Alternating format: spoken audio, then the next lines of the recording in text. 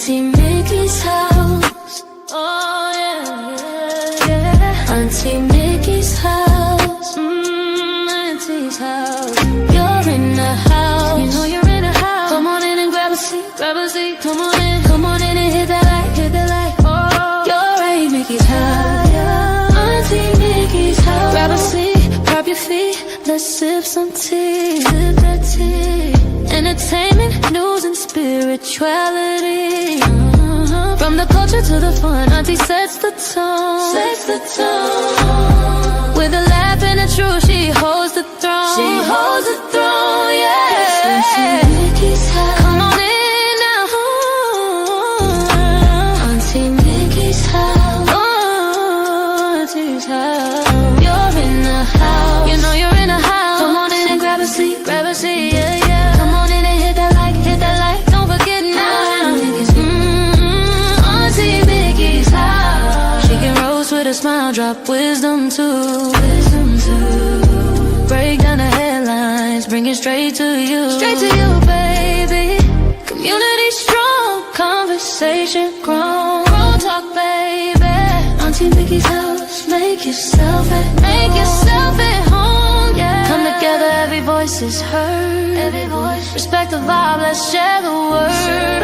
Oh, yeah. From the jokes to the prayers, she keeps it real. Keeps it real. Auntie Mickey's house, that's the deal. That's the deal, baby. Auntie Mickey's house. Auntie's house. Oh yeah. Auntie Mickey's house. Auntie's house.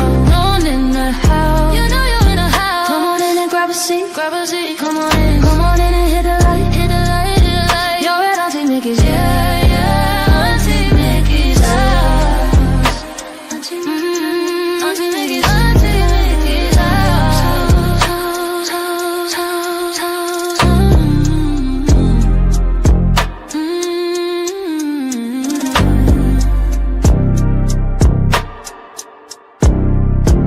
Auntie Mickey's house.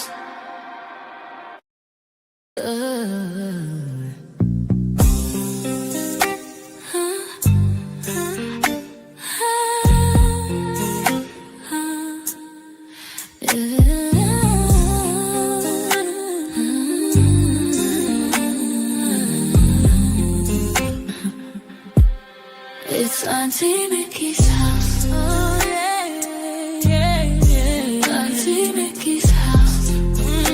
Auntie's house.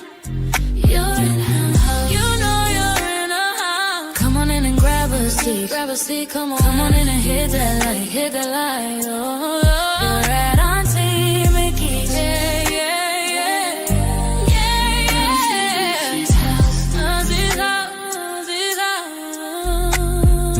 Grab a seat, drop your feet, let's sip some tea. Sip that tea. Entertainment, news, and spirituality. From the culture to the fun, Auntie sets the tone. Sets the tone. With a laugh and a truth, she holds the throne. She holds the throne. Yeah. Auntie's house. Oh, Auntie's house. You know you're in her house. Come on in and grab a seat. Grab a seat, yeah. Come on in and hit that light. Hit that light. Don't forget.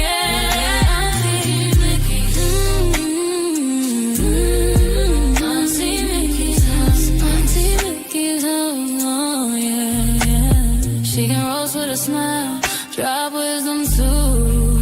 Wisdom too. Break down the headlines, bring it straight to you. Straight to you, baby. Community strong, conversation grown. Grown talk, baby. Auntie Mickey's house. Make yourself at home, yeah. Come together, every voice is heard. Every voice. Respect the vibe, let's share the word.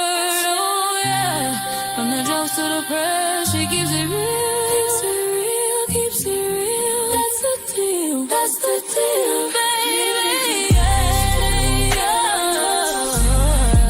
Auntie Mickey's house. Auntie's house, oh yeah. Auntie Mickey's house. You know you're in a house. Come on in and grab a seat. Auntie, come on in and hit that light, oh, you're Auntie Mickey's, yeah. Auntie Mickey's house, Auntie Mickey's house, Auntie Mickey's house, oh.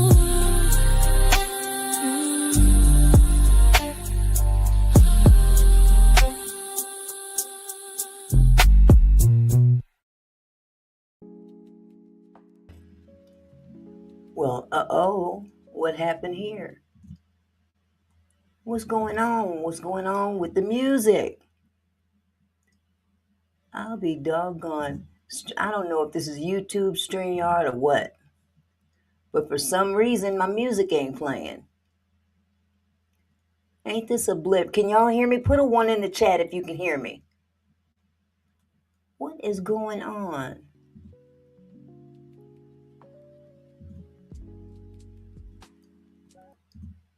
What in the world is going on? For real? I have no sound. Y'all can't hear this music, can you? Let me know if y'all can hear the music, this background music. For some reason, it's not playing. This is weird. I mean, hey, music don't stop no show, but still, there's been some strange stuff going on lately with YouTube. No music. Well, okay. That is too strange. Too strange. Well, I guess I'll just have to do without it. Music don't stop no show. Good Lord. No music. Wow. Okay. Well, nevertheless, happy birthday to you. Happy birthday to you.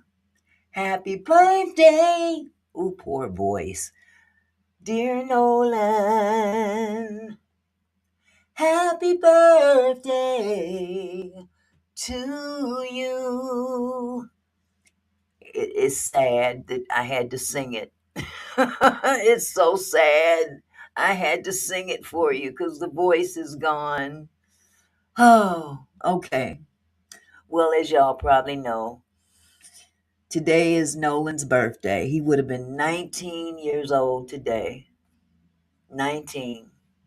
Here, let me get up out of this media.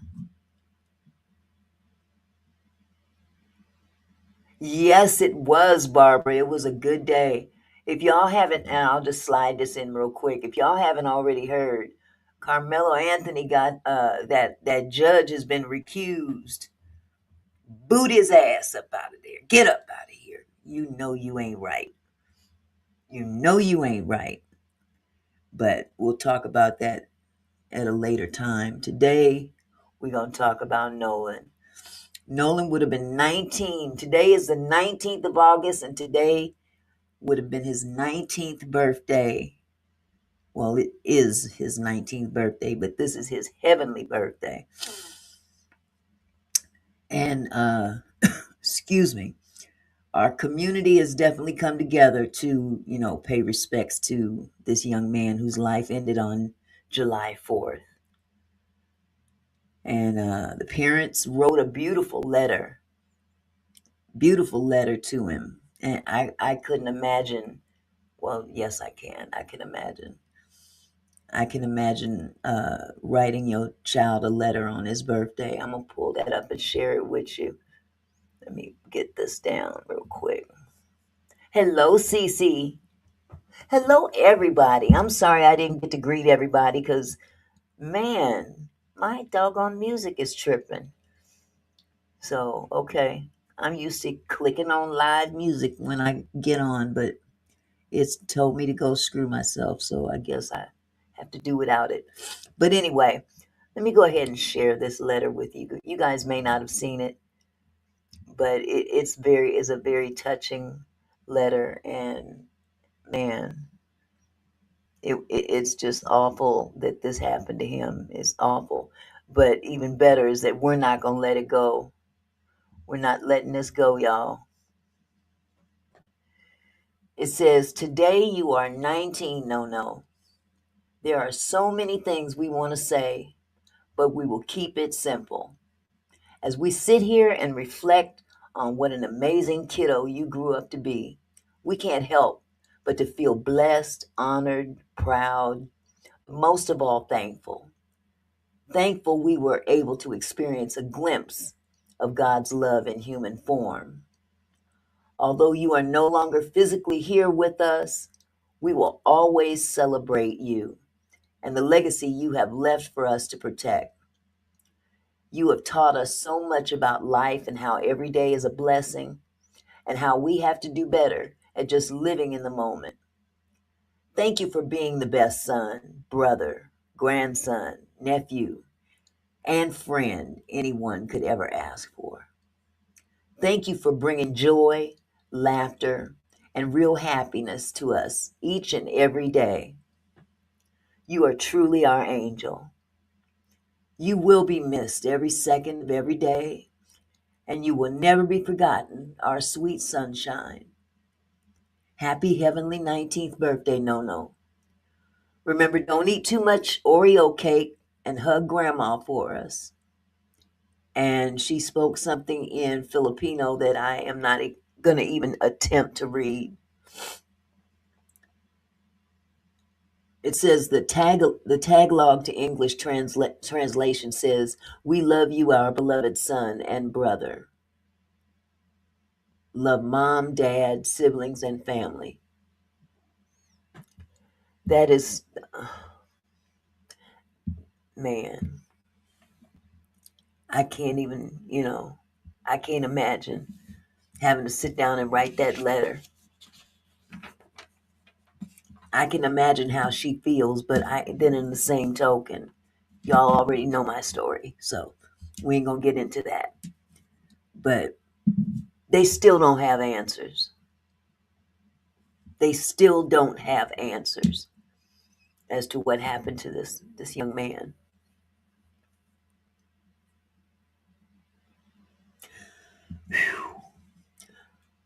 But here we do have a little good news. Excuse me. We do have a little bit of good news here. There's a petition out.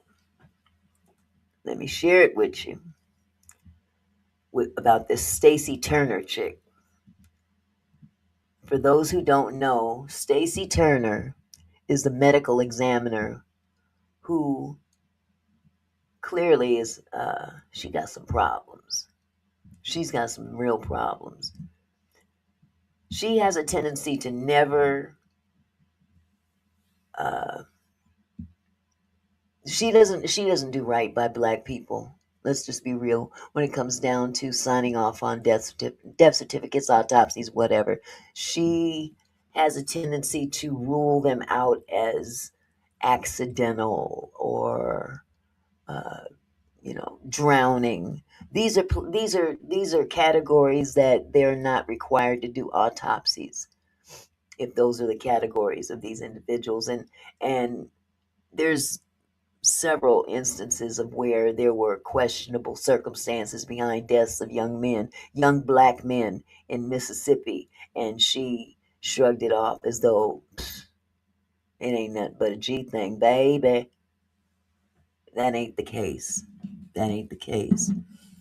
So here I have shared with you the petition that is up online right now, and it's up to 47,344 verified signatures. Okay, this is to revoke her medical license, and I believe that people can access this online, if I'm not mistaken. And if you want to do so, feel free to sign the petition, because she got some splaining to do. Now, here it says the issue is the petition demanding an independent investigation into the conduct of Mississippi Chief Medical Examiner Dr. Staci Turner. And this says, to the governor of Mississippi, the Mississippi State Board of Medical Licensure, the Mississippi Department of Public Safety, the Mississippi Attorney General, the United States Department of Justice Civil Rights Division, and all agencies charged with protecting the integrity of Mississippi's criminal justice system. We, the undersigned citizens, families, advocates, and supporters of equal justice under the law, respectfully but unequivocally call for an immediate independent investigation into the professional conduct, forensic determinations, and death investigations overseen by Mississippi Chief Medical Examiner Dr. Staci Turner.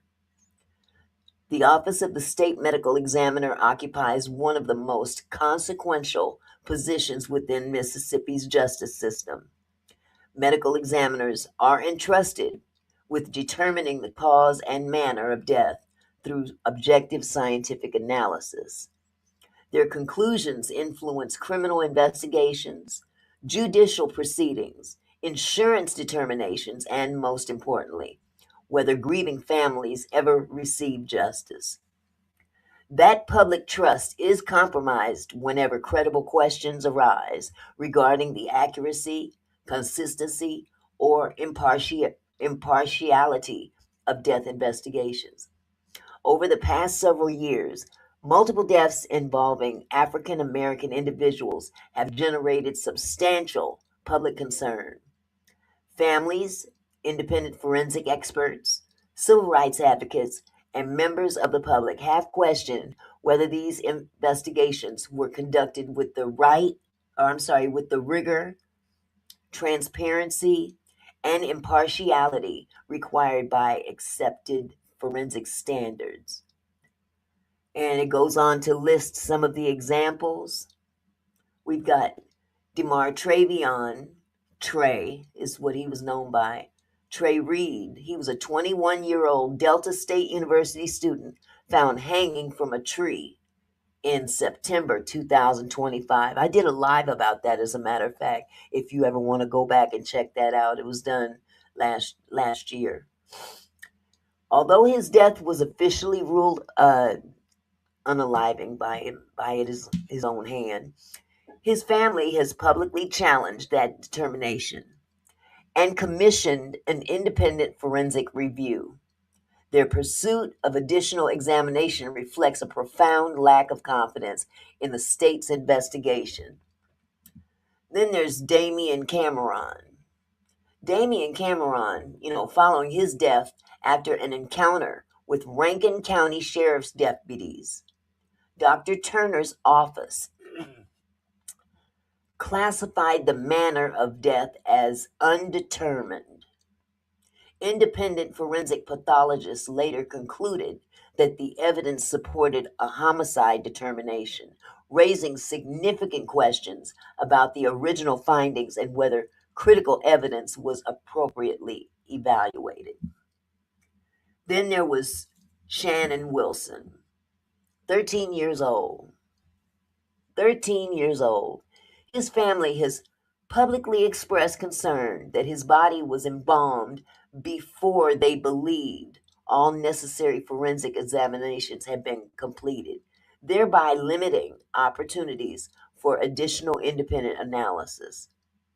Ain't that some shit? I would be livid. Let me continue. I'll talk later. Whether or not protocol was followed, the circumstances have further eroded public confidence in the integrity and transparency of Mississippi's death investigation process. And then the last but not least, Nolan Xavier Wells. His death has likewise become the subject of significant public scrutiny. An independent forensic pathologist concluded that the manner of death should remain undetermined pending further investigation, and stated that foul play could not be excluded. That opinion stands in contrast to the state's conclusions and underscores the need for objective review. Excuse me. No single disputed case necessarily establishes misconduct. However, When multiple investigations involving similar public concerns continue to emerge, government oversight is not merely appropriate, it is essential. This petition does not ask the public to presume wrongdoing. Instead, it asks government officials to fulfill their legal and ethical obligation to determine whether Mississippi's death investigation system is operating with scientific integrity, professional independence, and equal treatment under the law. And we probably can tell that that ain't been the case. Accordingly, we demand that the appropriate authorities appoint an independent panel and board certified forensic pathologists from outside the state of Mississippi to review disputed death investigations overseen by Dr. Staci Turner, conduct a comprehensive audit on death classifications in cases where credible concerns have been raised by families or supported by independent forensic opinions, determine whether accepted forensic pathology standards, ethical obligations, and state laws were consistently followed. Examine whether any systemic disparities or patterns exist in the investigation or classification of deaths involving African Americans. Publicly release the findings of the investigation to ensure transparency and restore public confidence. If the evidence establishes professional misconduct, gross negligence, incompetence, ethical violations, or any breach of licensing standards, initiate disciplinary proceedings, including suspension or revocation of Dr. Turner's medical license, as warranted by the findings. Public confidence in the justice system cannot exist without confidence in the integrity of forensic death investigations. Every inaccurate determination has the potential to deny justice to victims, deprive families of truthful answers, and undermine the rule of law. The citizens of Mississippi deserve a medical examiner's office that is independent, objective, transparent, and beyond reproach. Justice demands accountability. Truth demands transparency. The people of America deserve both. Respectfully submitted, the undersigned citizens, families, community leaders, and supporters of equal justice and accountability. Now, that was a mouthful. That was a mouthful to say the least, but basically what they're saying is, you better investigate this woman. Because what she's throwing down, we ain't picking up. No more. No more. It's gotten ridiculous, to say the least. And to those who may not even know what these beautiful black men look like, let me just give you a little lowdown.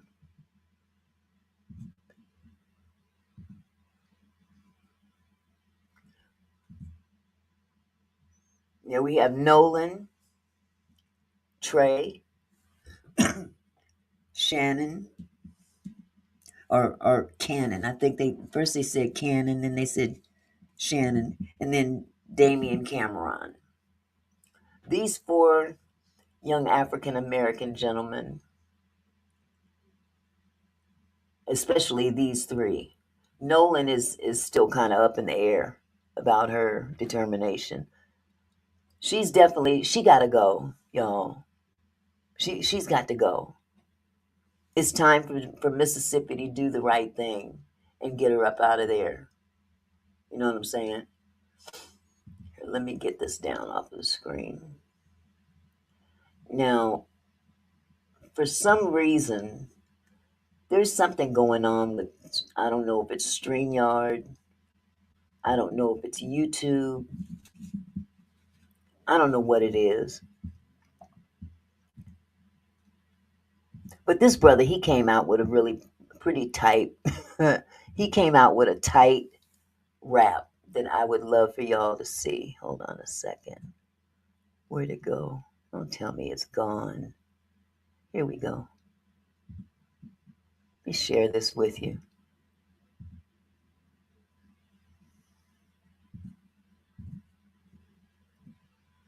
Okay, pull it up. I think it's loud enough for y'all to hear. Nah, there's something that really gets me. Meet Staci Turner, chief medical examiner in Mississippi. Out here telling a lot of lies. Why she won't rule mysterious black deaths as homicides? Starting with Trey Reed, it's backwards. College student hanging from a tree on campus. She labeled suicide, but that's sus to me. Black men don't hang themselves up on trees. Or Shannon Wilson was still a child when she labeled his death an accidental drowning. His family don't agree at all, bro.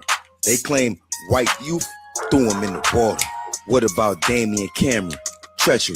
Lost his life to the sheriff and the deputies. Autopsy showed trauma and blood for certain, but she labeled his cause of death undetermined. And we know this game all too well. Now fast forward to Nolan Wells, only black kid on a whole boat with a set of friends. And despite the insurmountable evidence, somehow they ruled accidental drowning, no signs of foul play. The fix is definitely in. Is it Staci Turner or Staci don't turn the evidence in? Like, I'm just saying, she under scrutiny, but she need to be under investigation. It's like we don't stand a chance. It's time to put body cams on EMT workers and ambulance. Cause Mississippi playing games with us still. Since the days of Emmett Till. Staci, we know something ain't right. But remember, what's done in the dark shall come to the light. Nah, this... What's done in the dark is going to come out in the light. And that's the truth, whether they want to believe it or not. Because God is watching. God is watching. I'm going to have to get Auntie Val to come in and do a sermon on God is watching. Because I certainly can't do it. I'm not. Sorry. But yeah, it's infuriating. I mean, when you read about the stories behind these young men, let's start with Trey. I'm not going to go off deep into each one, but it's Trey Reed was found hanging on the campus of Delta State University. She ruled it a self-unalivement, even though the circumstances showed something considerably different. And of course, the family contested this determination, and I believe it's still under scrutiny. But then we got Damian Cameron. Police arrived at his home. Apparently, they came by there, something about a call about vandalism at a neighbor's house. And whatever happened next remains disputed, except the fact that Damian ends up pronounced dead at the University of Mississippi Medical Center with trauma to his face and arms. And ain't nobody talking. Damian's grandmother, Damian's mom, and baby brother, if I'm not mistaken, were all witnessed to the two arresting officers kneeling on Damian's back and neck for several minutes while placing him into custody. Don't that sound familiar? That sounds very familiar to me. I ain't saying no names. It's pretty sad, though. George Floyd. It reminds me of George Floyd right there. And then there's little Shannon Wilson, 13 years old. Him and his two friends, his two white friends, by the way. They went down by the creek, and his two friends pushed him in the creek and stood there and laughed at him as he splashed around trying to stay above water and couldn't. And they just laughed at him drowning. And this took place on May 8th, 2022. But this is the sickest part of it. His body was embalmed without his family's permission. His body was embalmed without his family's permission, which destroyed evidence that could have possibly proven that he was unalived. And basically, she told them, well, we don't do autopsies on drowning victims or natural causes. So conveniently, she referred it as a drowning. Okay, but you still have yet to prove, was he alive before he went in the water? Was he pushed and held under the water? See, these are the things that autopsies can tell you.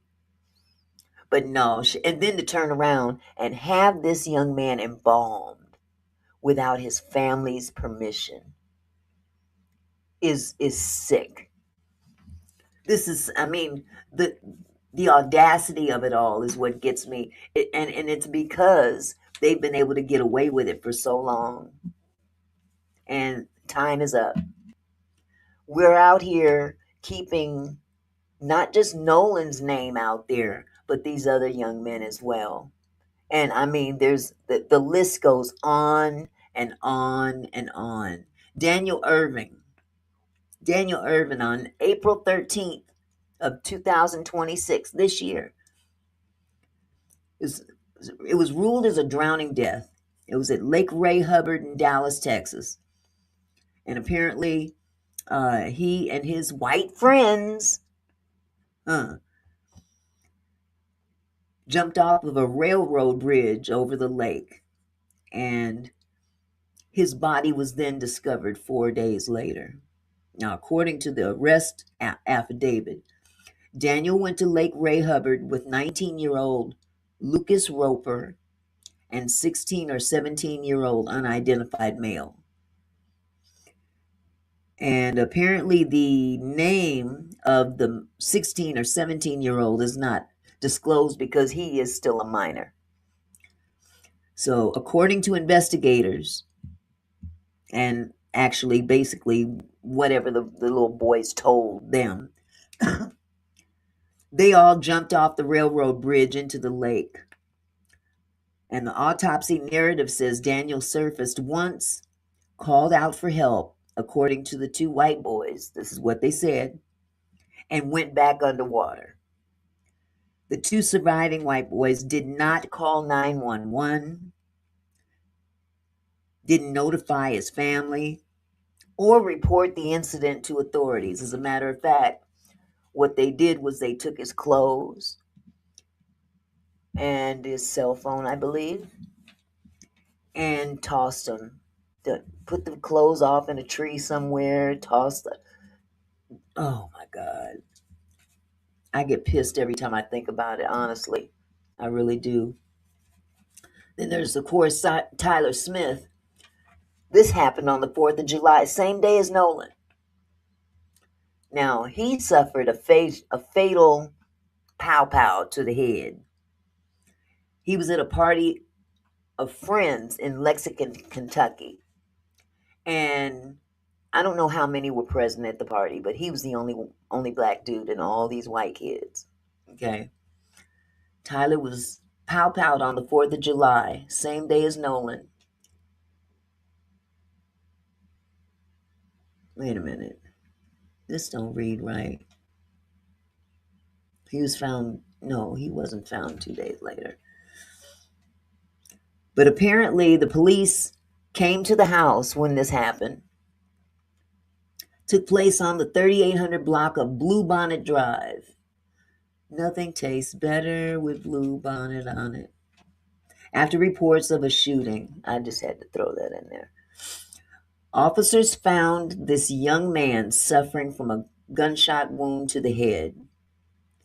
Police asked the partygoers what happened, and they said that they were playing Russian roulette. Now, I don't know about y'all. I don't know who y'all was raised around. I don't know what kind of kids you guys hung out with. I know back in the day, we wasn't touching pistols and putting them up to our own head to play a game. That's not a game we play. I don't know about other folk, but that's not a game we generally play. But just like Nolan, Tyler was the only one in the bunch. And the police basically took the word of the guy at the house. I guess, I don't know if this is the owner of the house, renter of the house, who knows? I don't know. But he took their word instead of launching a real investigation. And so one of them, I guess, came forward and says, here, this is the pistol. I'll say pistol, not gun. This guy gave him a pistol.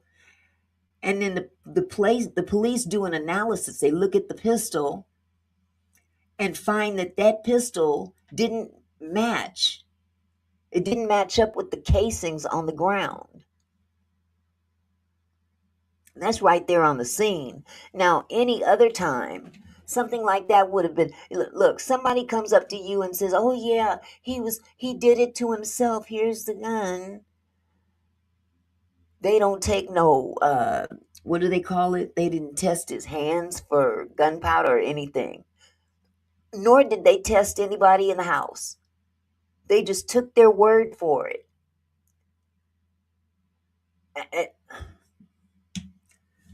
They give it to the police. They say, here it is. This is the gun.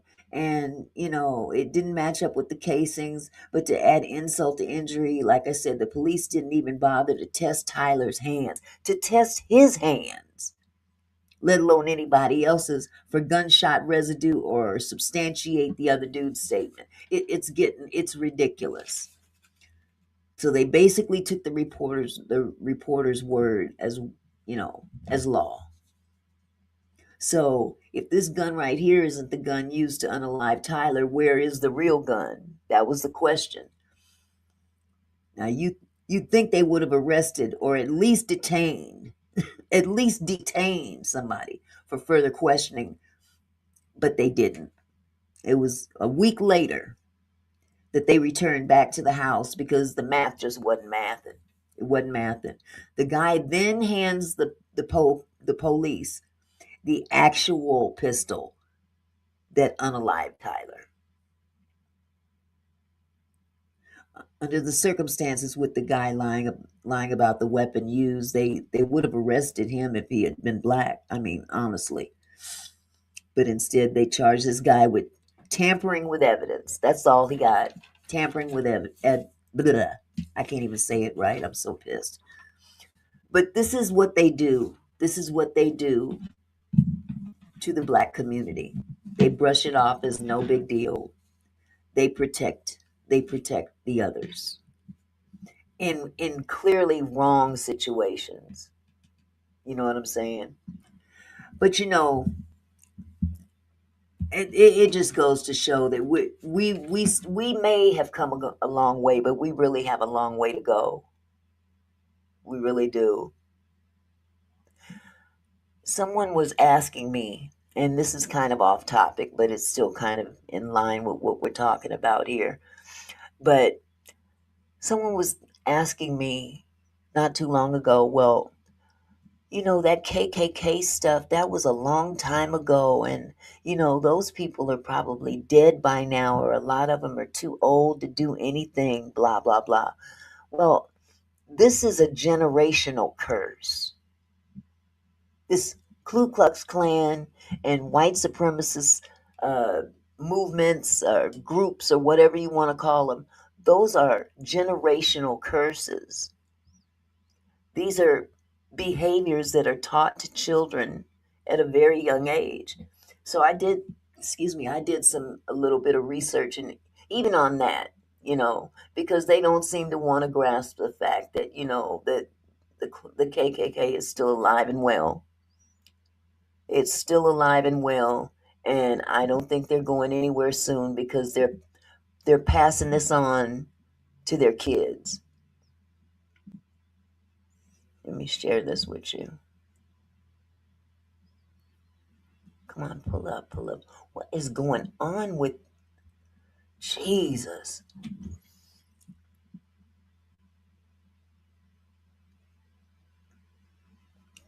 Ku Klux Kitties, the KKK's little-known youth movement. In case folk don't know, this is what they doing. Now, these are old pictures, but imagine, this is still going on right now. Right now.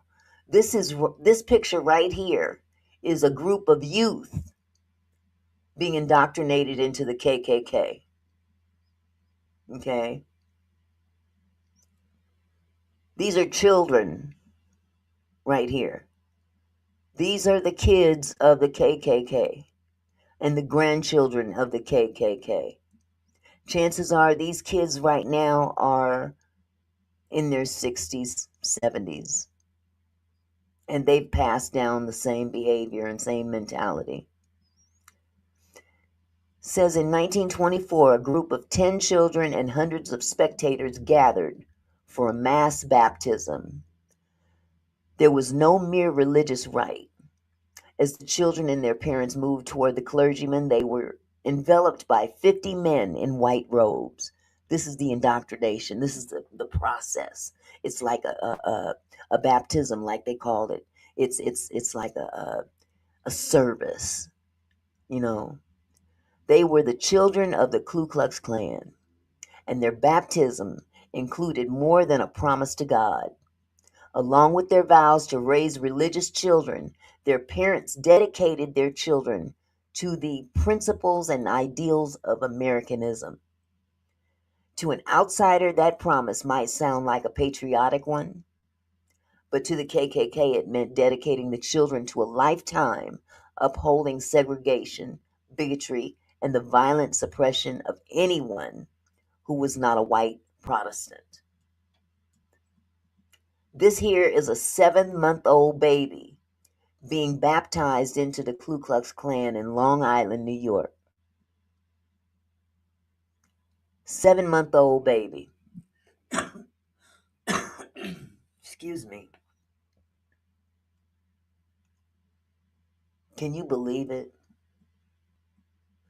The children who were christened that day were just a few of the thousands who participated in the KKK and its auxiliary organizations, the Junior Ku Klux Klan for teenage boys, the Tri-K Club for teenage girls, and Ku Klux Kitties and Cradle Clubs for children and infants beginning in the 1920s. This is still going on right now.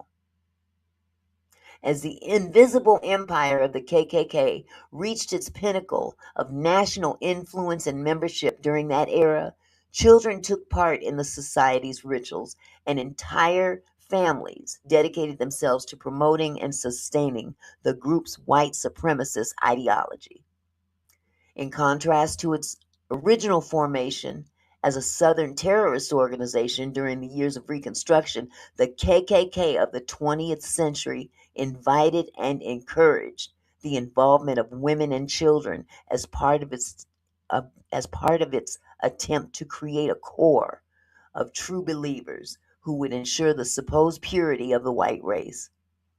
After the release of the film Birth of a Nation in 1915, the Ku Klux Klan movement was revived and grew to encompass 3 to 8 million Klansmen by the mid-1920s. Imagine how big it is now. Imagine just how big it is now. See, we got folks down there in certain places of the South that they think, oh, well, you know, blacks and whites are having relations these days, and they're getting married and they're having babies. So, you know, the racism is not really there that much anymore. That's bullshit. That's a bald-faced lie. I know that to be true from personal experience. I know that to be true from personal experience. Now, my daddy ain't no longer here. But I can tell you, with my hand on the Bible, I can tell you my daddy told me when I became an adult, he didn't give a damn about my mother. He didn't give a damn about my mother. He got with her. That was his way of getting back at the white man. That's what he told me. I started fooling around with white women to get back at the white folks. That's what he said. So all this, there's no more racism, or racism is not as bad, or the Ku Klux Klan isn't around as prevalent as it used to be. Well, we still have the skinheads and white supremacists, and there's still KKK running around. So you can't tell me with a straight face that this stuff has died down. There's no way in hell you can tell me. Says members wanted to keep American society pure and free of the supposed taint of anyone who was not white and Protestant. And they believed the best way to achieve that goal was to involve the entire family. So they had whole families participating in this behavior. Women played an important role in the KKK, which formed around a mission of protecting white women from actual relationships and contact with black men, Catholics, and Jews. Well, they messed up with my daddy because he slipped right on past them. He slipped right on past them, if that's what they were trying to do. Elizabeth Tyler and Edward Young Clark, PR professionals who took over the day-to-day operations of the KKK in the early 1920s, saw the potential of Klansmen's wives.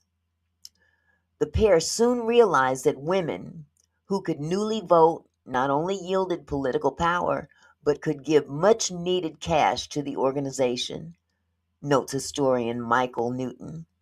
Women's groups soon sprang up all over the country, and in 1923, the Women of the Ku Klux Klan was created as an umbrella grouping, gaining 250,000 members within months. And here we have, what is this? Uh-oh, it went black. Well, that's weird. Let me see if I can pull this up. That's a commercial I didn't want. Hold on, you guys. This is bullshit.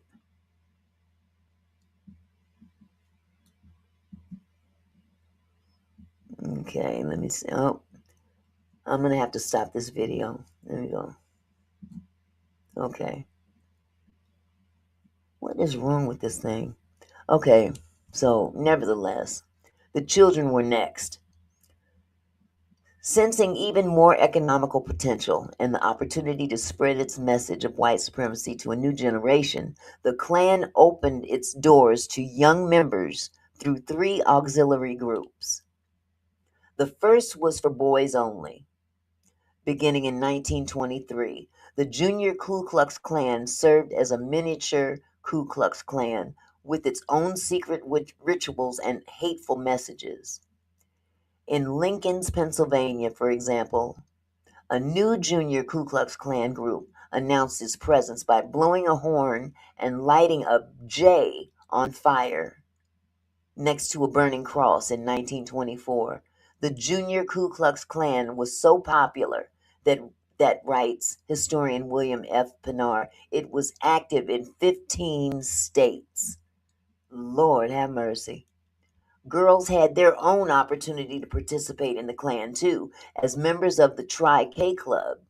The club modeled itself on the women's organization, and members learned a pledge song whose first verse included the words, "Beneath this flag that waves above, this cross that lights our way, you'll always find a sister's love in the heart of each Tri-K." Hi, Miss Shelley. Members learned about motherhood and traditional gender roles, assisted their mothers in promoting and catering to the main organization, and appeared in parades, sometimes as Miss 100% American, a reference to the KKK's goal of keeping the white race 100% pure. The central message, writes historian Christina D. Roker, was that white girls should remove themselves from contact with all blacks, a passive way of preserving white supremacy.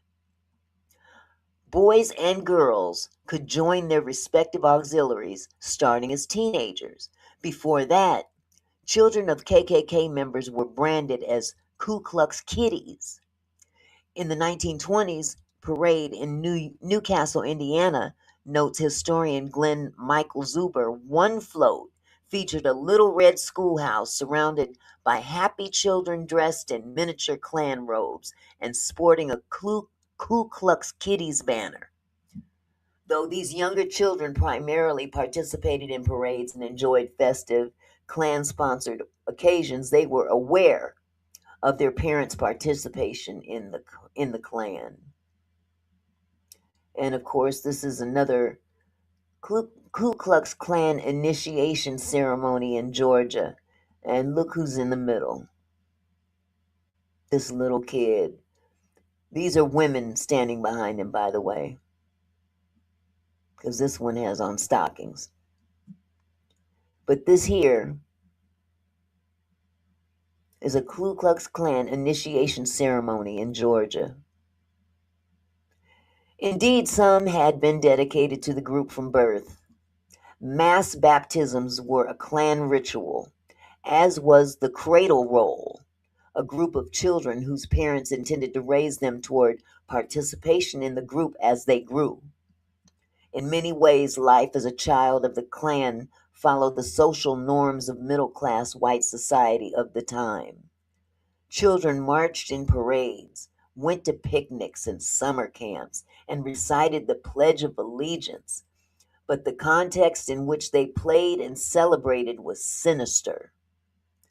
Overtly committed to white supremacy and underlined by the Klan's violent attempts to bend society to its racist ideals. Those threats lured just beneath the surface, those threats lurked just beneath the surface, as in a 1924 advertisement for the Cool Coast Camp, KKK, Cool Coast Camp in Rockport, Tennessee. The brochure promised, quote, a real family recreation under high-class moral conditions for Klan members. I'm going to stop right there when they said high class. Think about where Nolan was, well, the area that Nolan resided at. And those young men that he hung around. Because there were other black people. There's other black folks in Ocean Springs. And Nolan's family is not, elite. They're not part of the elite group. They're the normal people. They ain't hurting for nothing either, but they're not elite. However, Nolan hung around those boys. And I honestly believe they wanted Nolan around because he could bring them attention that they couldn't get on their own. Because, see, some attention money can't buy. Nolan didn't have to have a whole lot of money to get attention. All he had to do was be himself, his regular self. That's all he had to do.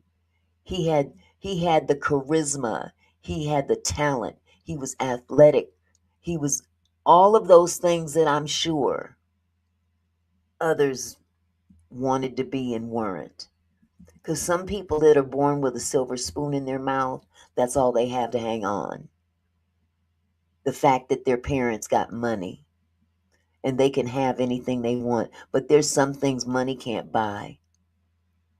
And Nolan had the things that he didn't have to have money to buy it. It came naturally. His teachers loved him. The principal loved him. The girls loved him. Oh yeah, let's not forget about the girls. Because where's Katie? I'm just wondering, where's Katie? There always seems to be a girl in the mix, somehow. I don't know what happened. I don't know if somebody got jealous because Nolan was talking to Katie or what, who knows. But Nolan was the kind of guy, and we can all just remember back to high school. There was always that one girl that all the guys liked. Y'all remember that girl? Sometimes she was, she could be several different types of girls. There could have been the loose one, the one that gets passed around. But usually she's passed around, you know, among her own kind. You know what I'm saying? Those within the same economic class, maybe, for example. Then there was that girl that was just the sweetest thing and beautiful on top of it, loved everybody, treated everybody well, you know. And the boys liked her too. All the boys liked her. All these different types of girls. And I'm trying to figure out what category Katie fit in. Because it was said that Nolan and Katie were friends the parents, Nolan's parents knew of her and loved her. She'd been on several different outings with the family and everything. So it's not like she was a stranger to the family as opposed to some of these boys in this group. For instance, Warren, she didn't really know Warren. She knew of Warren, you know. I think it was, I can't recall who it was, if it was Wyatt, I think it was. I think he had spent the night or Wyatt had spent the night over at Nolan's house a couple times. There was different categories, I would say, of uh, the parents' familiarity of Nolan's friends, and we all grew up in that same situation. I had a lot of different people I associated with in high school. I don't consider myself all that. I wasn't all that popular then, you know, but I had my own little people that I hung out with. But all of those people were not what I would consider my best friends. We just happened to be in the same group of people or racial category for one thing. But then even there was differences amongst that group.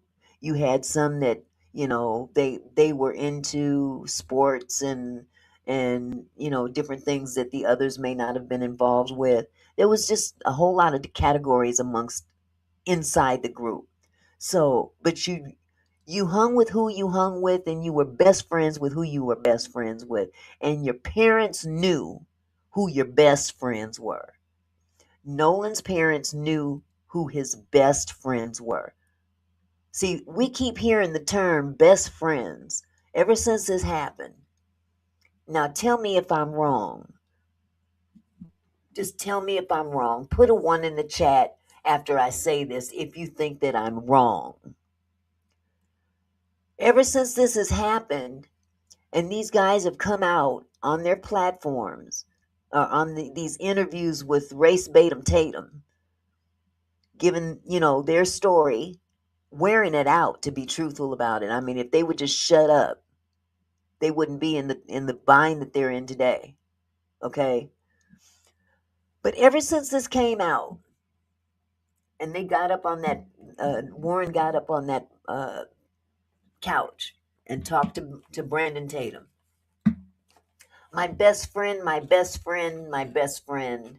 The word best friend was thrown around like, Coca-Cola, Pepsi, 7-Up, Sprite. He used that word, and then the others did as well. Best friend, best friend. Nolan must have had 523 best friends. Did Warren ever call any of them best friend? Did we hear him call anybody best friends? No. Am I right or wrong? Put a 1 in the chat if you see where I'm going with this. They call him best friend now because he's gone. And he's not here to refute that statement. Because I'm sure if Nolan had an opportunity to stand up and tell the world how they made him feel, I can almost guarantee you he would look at them boys and say, oh, really? That isn't how you really treated me. I don't know about y'all, but I had friends too that I wanted to be bigger friends with them, but I didn't feel as welcome by them as others. So I didn't consider those people as my best friends. Now, if something were to happen to me back then, I'm sure they would have been the first to come. Oh, yeah, Mickey was our best friend, yada, yada, yada. But I wasn't your best friend when I was alive and I wanted to kick it with you and you would maybe run off with somebody else and hide. And don't tell her we're here. See, those is the kind of friends I think Nolan had that day. Because wasn't it said that they really didn't want him to come that day to Horn Island? I felt from the very beginning of all this that when they talked about Nolan, they spoke in a not so specific term that he was a tag along. You feel me? They tolerated Nolan. You don't tolerate your best friends. You take your best friends good with the bad. But see, there was something in Nolan that they needed in return. They allowed Nolan to be around them because there's just certain things that they could get with Nolan being around them than without him. That's all I'm saying.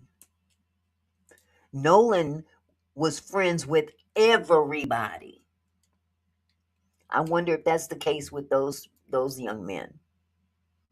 I wonder if they really did an interview with all those, I'll call them kids for now, that around that age group went to high school together, maybe junior high or middle school or whatever you want to call it, or growing up since kindergarten.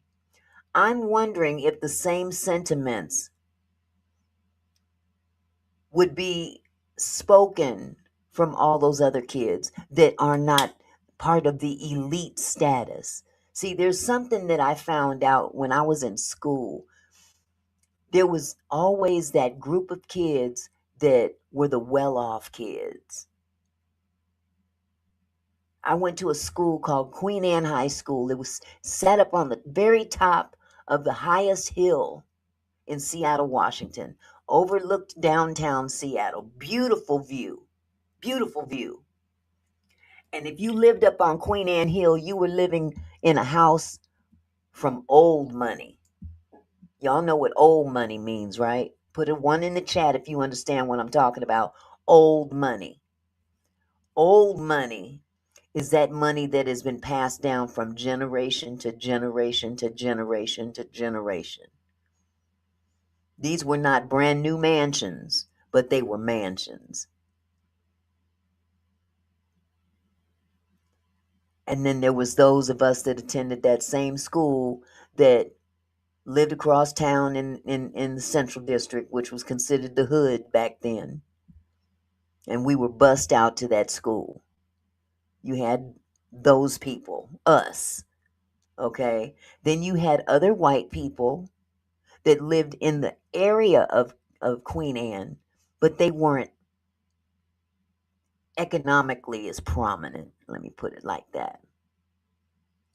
There was stages, there was tiers of different statuses in high school. And I'm sure this goes with any other high school. I can only attest to what I grew up with and observed in high school. You had your snooty rich kids. Let's just put it plain. The snooty rich kids that dated other snooty rich kids. Then you had, your down for whatever hood, from the hood, dap it up, everybody could look at each other in the eye and know what the other one's talking about, okay? And then you had the ones in the middle that just kind of, they was right there in the middle, and they had their own set of people, but they weren't too proud to kick it with hood folk. But them elite folks, those are the ones I'm talking about. The ones that were in prominent families. If they weren't necessarily in prominent families that had anything to do with government or whatever, they were still in money families. You get what I'm saying? So there's a behavioral difference as well. And I think that Nolan, because he, got along with everybody, those boys had boats. The other folks that he would normally be kicking it with didn't. Okay? He knew some friends that had boats. And it would be cool to go out there on Horn Island with the people that have boats. The people with the boats can get you to Horn Island, and you can have an experience on the 4th of July that maybe the other children, other kids, other young people wouldn't be privy to having. I'll put it like that. You had to know somebody that could get you into the Horn Island Club, so to speak. Because there wasn't too many black folks out there on that island that day. Y'all feel what I'm saying? So when I hear them say, he was our guy, we really loved him, he was my best friend, I was his best friend, bullshit. Bull to the shit. Bullshit. They tolerated Nolan.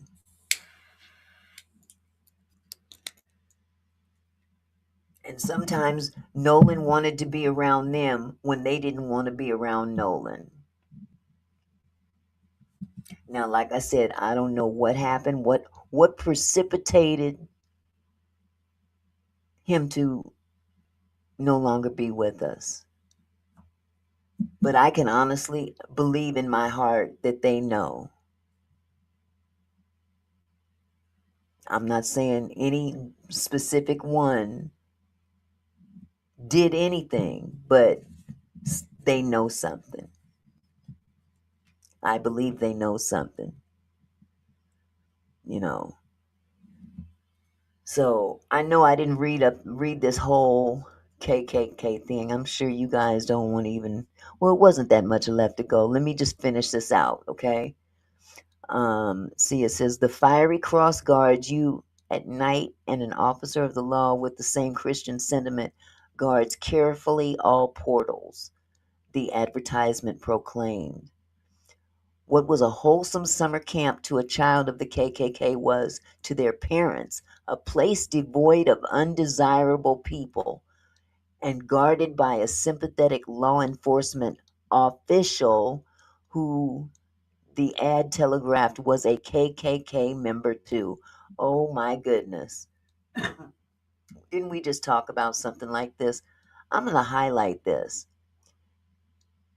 He's talking about some kind of an advertisement for those that are were in this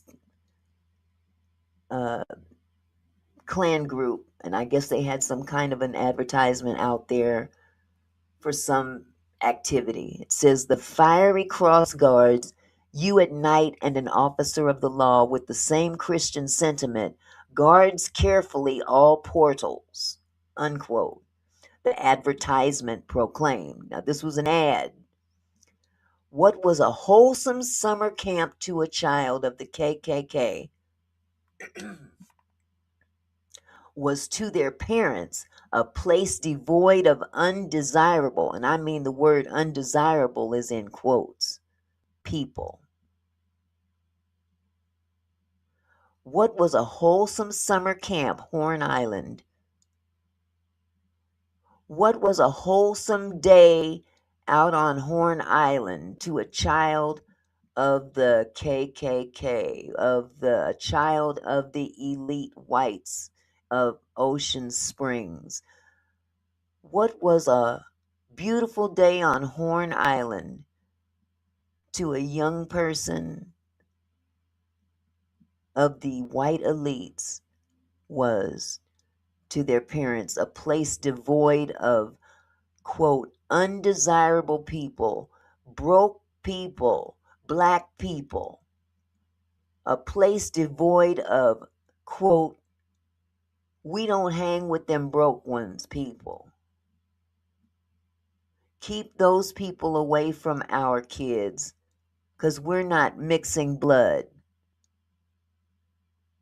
And then to add to it, it says, and guarded by a sympathetic law enforcement official who, the ad telegraphed, was a KKK member too. My God. Can that possibly apply to this? What they put in this ad was basically the mentality of an event or gathering of some kind for KKK people, people in the KKK.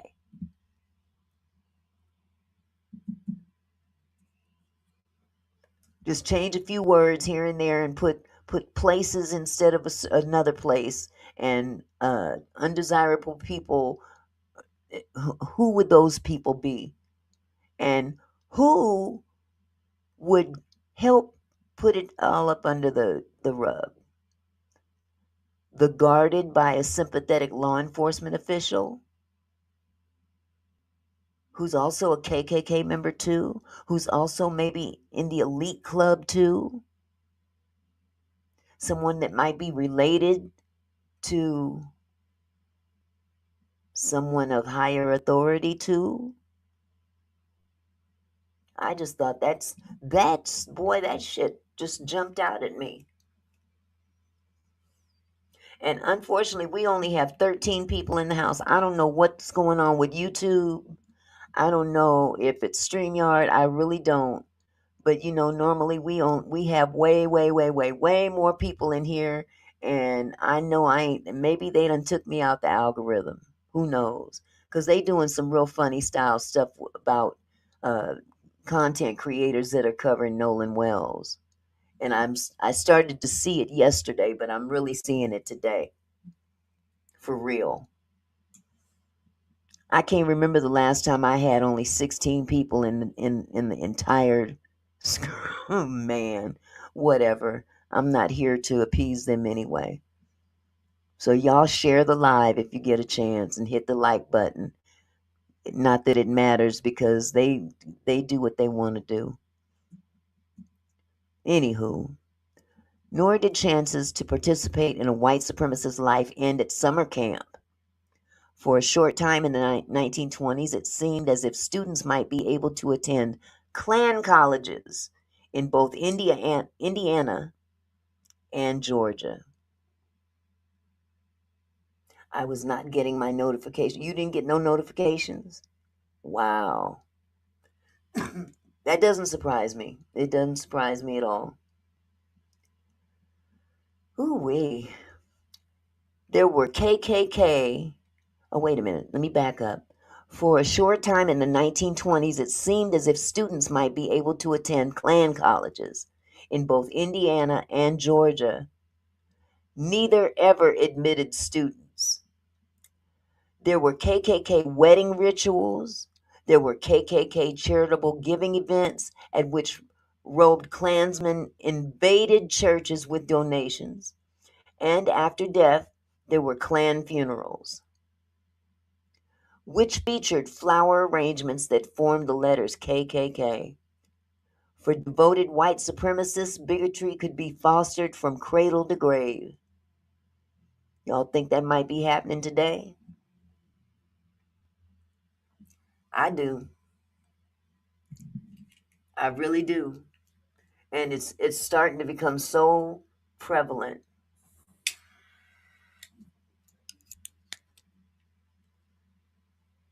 Michelle said, what did you say? Michelle said, oh, you talking to Cece.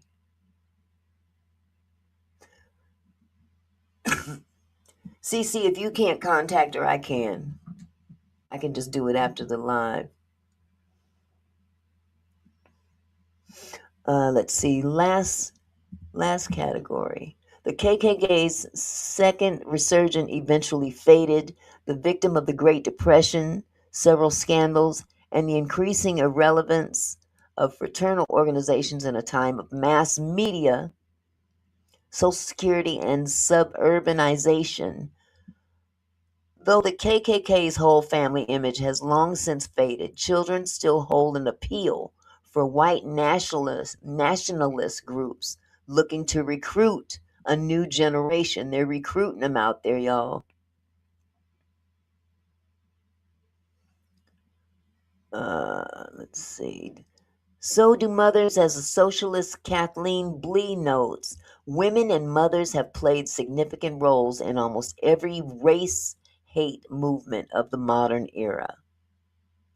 And with mothers come children who are easy targets for groups founded on hate, bias, and a belief that they can mold the world into one defined by white supremacy.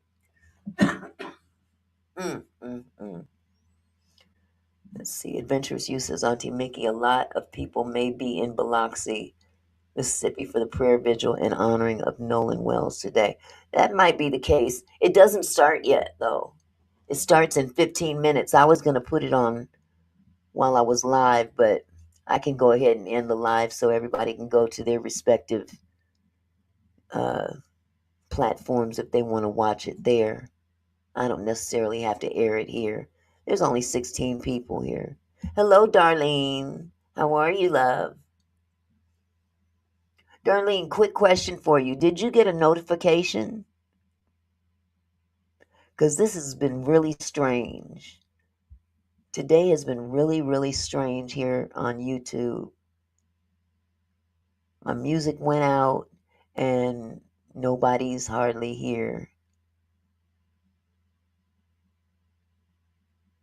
They did a lot this morning too. Yes, they sure did.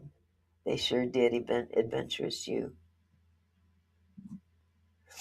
Well, I don't know what's going on. I really don't know what's going on here on YouTube. But hey, one monkey don't stop no show. And I don't mean monkey in a derogatory way. Oh, you just happened to see me on? Did you happen to see get a notification? Were your notifications on? Because this thing tells me I got 13 people. And I know better than that. I don't know if they shadow banned me or what. I don't know if they shadow banned me because of the topic, you know, because this is crazy. I wouldn't be surprised. I wouldn't be surprised. Well,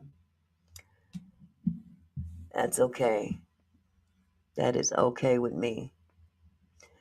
But anyway, apparently the prayer vigil is due to start in about 12 minutes. Do you guys know where it's going to be at? If you don't, I can let you know. If you want to watch it from that particular platform. Or if anybody wants to hang out here, I can pull it up here as well. And let me see. I had it written down. Let me find it. Yep. The prayer vigil will be aired tonight at 8 p.m. Eastern, 7 p.m. Central, and 5 p.m. Pacific Standard Time. So put a 1 in the chat if you want to CME. What's CME, hon? It is so weird that I have no music. That is so crazy. Let me see if I can start it up. I'm going to try it again.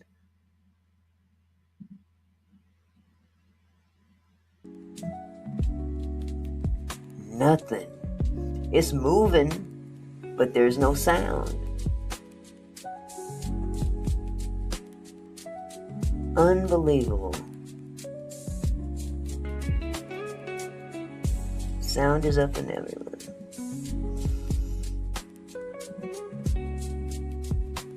That's the place of the vigil. Yeah, I have the vigil being... Hi, Nadine. How are you, sweetie? I have the vigil as being on the Jamal Bryant podcast channel here on YouTube. You hear the music, Kendra?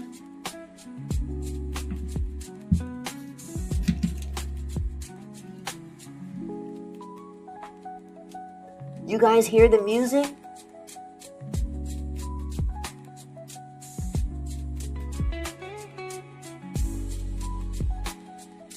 Oh my God, that is so weird.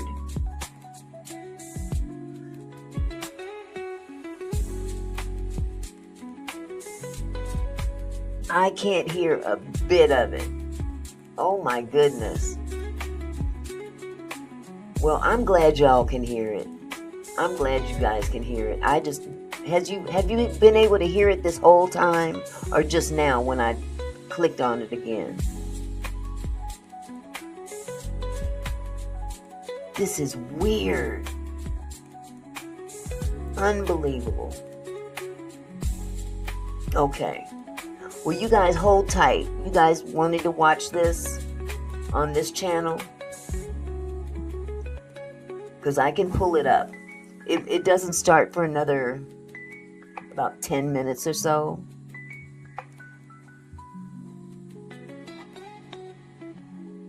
I can go ahead and... Okay, it happened just now? Wow. I still can't hear a thing. I can hear myself through the mic, but I can't hear the music. I can't hear nothing else. This is so weird. I think it might be a StreamYard issue. But in the meantime, let me get ready to pull this up. I'm going to try to get this up in advance so we don't have to scramble later. This is going to be on the Jamal Bryant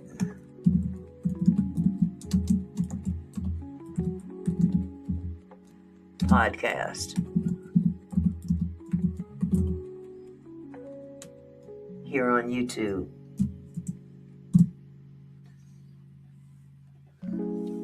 Let's be clear, that's the name of it. Okay, now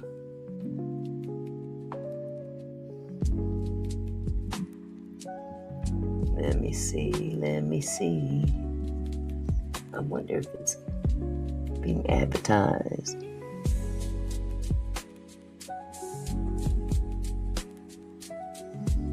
No, I don't see it on here.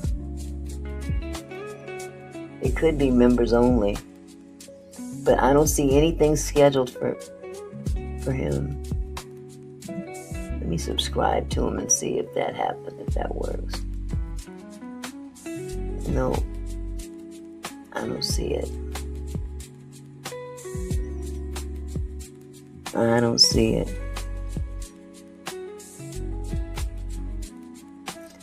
Oh, wow, really? Yeah, there's definitely, Darlene said, and your comments are not coming up on my computer, but I see them on my phone. That is weird. That is so weird. Well, you know what? I think the best thing for me to do is just log out, and because I want you guys to be able to watch the vigil without any problems. And I'm having some technical difficulties on this end. But I appreciate you guys hanging out with me for as long as you did. I really do. And if I can get this vigil to come back up later, I'll jump on and start playing it. But in the meantime, let me go ahead and exit out of this live. I'm going to end the live and leave the afternoon to y'all to enjoy. But thank you so much for coming by. Hit the like button, share the live, and hopefully I can get this StreamYard situation straightened out. Okay? Love you guys. Be cool. Peace out.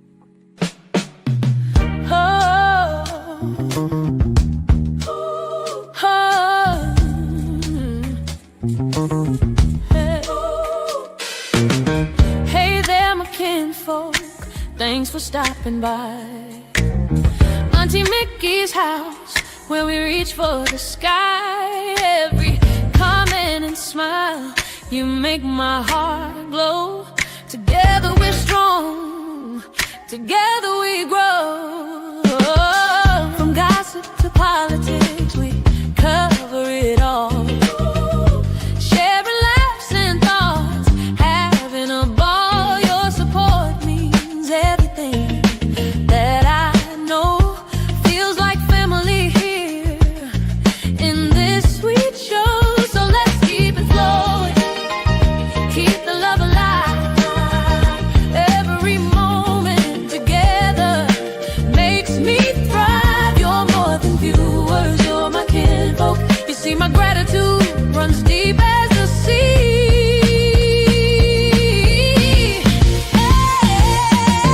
Thank you for being here, for sharing your time with each comment, with each rhyme. You're my kinfolk, my family, my crew. So much love to all of you. Turn up the camera, let's make it bright. Your support lifts me up, takes flight. No matter where you're from, near or far, you're our shining star. Just who you are. Stay tuned, stay strong, and keep the love inside. Auntie Mickey's house, where it feels just right. Until next time, my kinfolk, take care. And thanks for being part of my show. Let's go.